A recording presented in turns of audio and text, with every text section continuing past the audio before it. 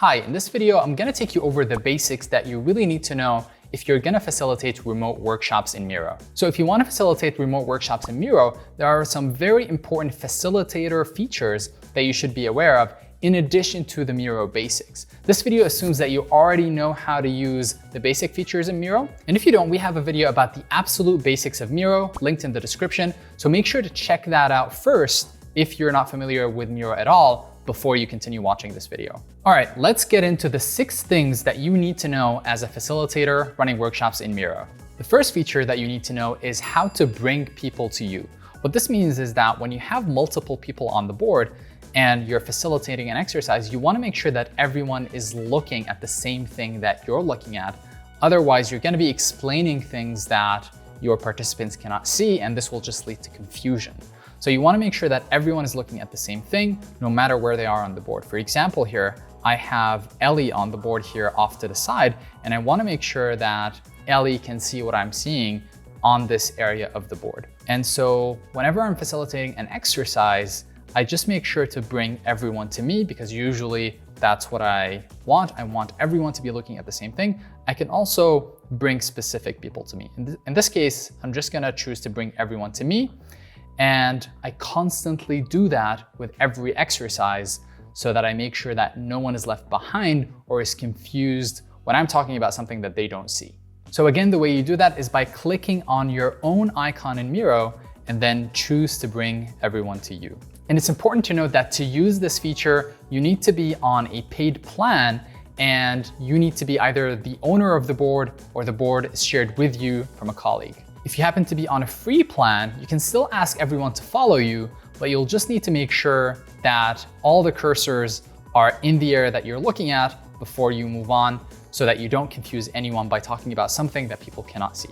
The second thing that you'll use all the time is the timer feature. To access the timer feature, you go to the bottom left and you expand the toolset and you click on the timer icon. So in here, you can just input any time that you want. So I can change this to 6 minutes, 5 minutes, or type in any number of minutes that I want.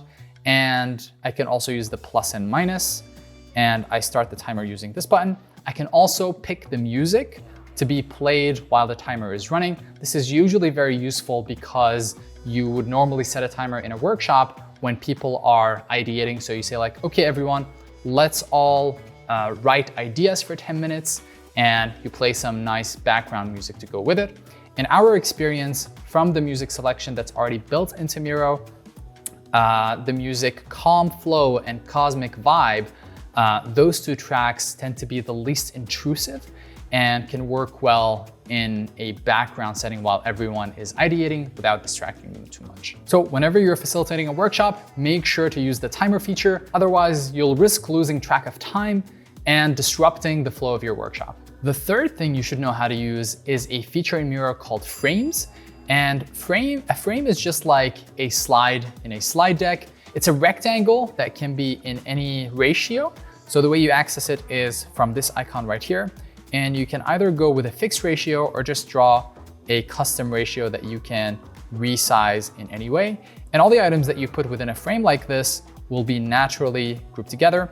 This makes it much easier to organize the board and move things around. So if I have multiple sticky notes here and I just move this frame around, they naturally all move together and I don't need to keep selecting them individually. The next feature you should know how to use is sorting. This is a super handy feature to quickly organize sticky notes or any type of object. And the way you use it is by selecting a group of objects, and then you'll get this little icon to the top right of your selection, and you simply start dragging that to the right and left to arrange and rearrange your objects in a grid. The fifth feature you should know how to use is hiding and locking. So these are really 2 features that we grouped into one.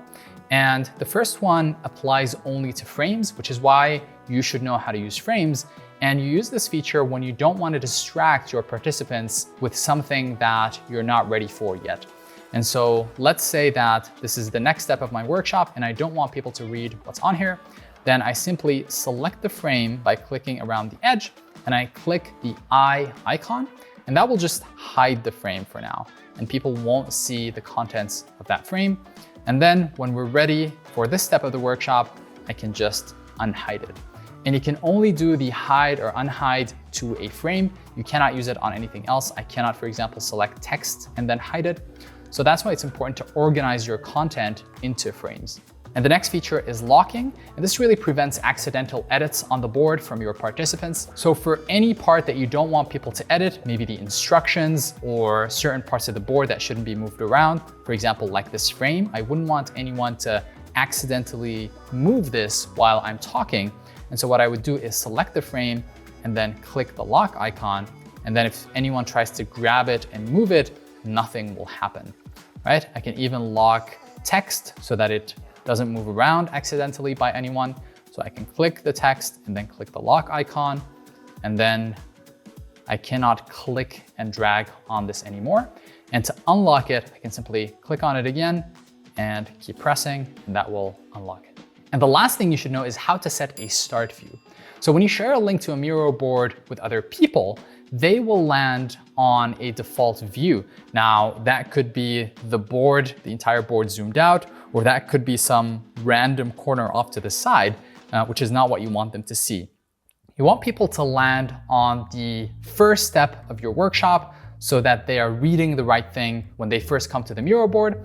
And to do that, you just zoom into the area that you want people to see, and you can right-click anywhere on the board that's not an object, and then click Set the Current View as Start.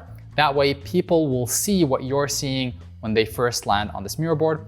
Alternatively, you can click the Settings icon up here and set the Start View, and that will give you a window that you can specify as the Start View. So if you select this, then the board will be zoomed out by default for people, and that's what they'll see when they first land on it.